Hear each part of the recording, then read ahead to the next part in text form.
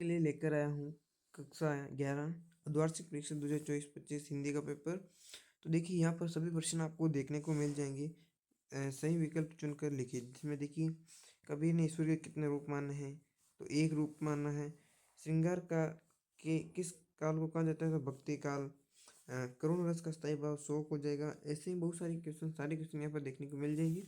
और रिक्त स्थान की पूर्ति में देखिए आपको 6% देखने को मिल रहे हैं, और सत्य असत्य में भी आपको 6% देखने को मिल रहे हैं। फिर चौथा क्वेश्चन देखते हैं, सही जोड़ी मिलाई, यानी कि मिलान करना, ये भी आएगा आपके। और पांचवा क्वेश्चन देखते हैं, एक वाक्य में उत्तर देना, एक वाक्य में हमें उत्तर देना है। 7 प्रश्न आ रहे हैं। छठा प्रश्न देखते हैं, कबीर ने अपने आप को दीवाना क्यों कहा है, तो ये आपको पढ़ा हुआ है, याद लिख देना। मीरा कृष्ण की उपासना किस रूप में करती है, वे पति के रूप में करती हैं, ये लिखना है इसमें। रीतिकाल को श्रृंगार काल क्यों कहा गया है, ये भी लिख देना है। भक्ति काल को हिंदी का साहित्य स्वर्ग युग क्यों कहा गया है, ये भी आप लिखना है इसमें। 2 नंबर के क्वेश्चन है। तो दोहा छंद की परिभाषा दीजिए। दोहा छंद बहुत सरल है। पहले और तीसरे में 13 मात्रा होती हैं। उपरोक्ति अलंकार लिख देना है। और चंपा को किस बात पर अचरज होता है और क्यों नहीं, कविता की विशेषता लिखिए।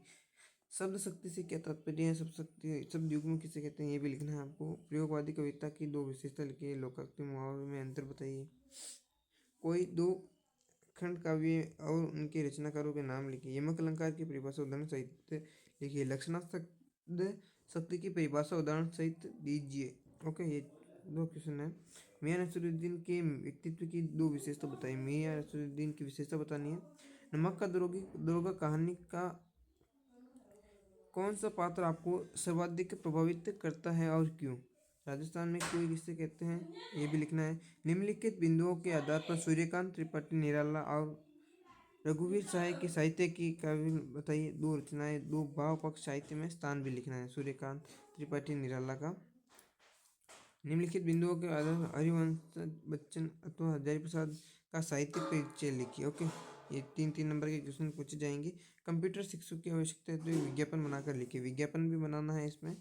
और एक आता है अपठित गद्यांश, जो यहाँ पर दे रखा है, यह गद्यांश लिखना है, ये काव्यांश लिखना है ना, ये लिखना है। एक गद्यांश एक काव्यांश, 2 आएंगे यहाँ पर आपको। पद्यांश, एक तो पद्यांश आएगा और गद्यांश काव्यांश दोनों आएगा, एक में केवल पद्यांश आएगा। तो ये पढ़े हुए मेरे तो गिरधर गोपाल, दूसरे ने कोई जाके सिर मोर मुकुट मेरे पत्ती सोई, यहाँ पे लिख दीजिए, बहुत ही सरल है। 21वां क्वेश्चन, निम्नलिखित गद्यांश के संदर्भ प्रसंग सहित व्याख्या लिखिए। से प्रसंग व्याख्या लिखनी है। ओके, 22वां प्रश्न देख ले, 4 नंबर का आएगा ये। अपने पिताजी की वो अपनी परीक्षा की तैयारी के विषय में पत्र लिखना है। पत्र लिखना है, किस प्रकार लिखता है आपको पता ही है। 23वां क्वेश्चन, लास्ट क्वेश्चन इसमें दे रखा है, निम्नलिखित विषय में से किसी एक विषय पर रूपरेखा सहित निबंध लिखिए, यानी कि निबंध लिखना है। जल है तो कल है, आप लिख सकते हैं। तो ये सारे क्वेश्चन मैंने आपको बता दिए 2024-25 के, तो इन्हें जल्द से जल्द याद कर लीजिए और एग्जाम में अच्छे परफॉर्मेंस देना। जय हिंद, जय भारत।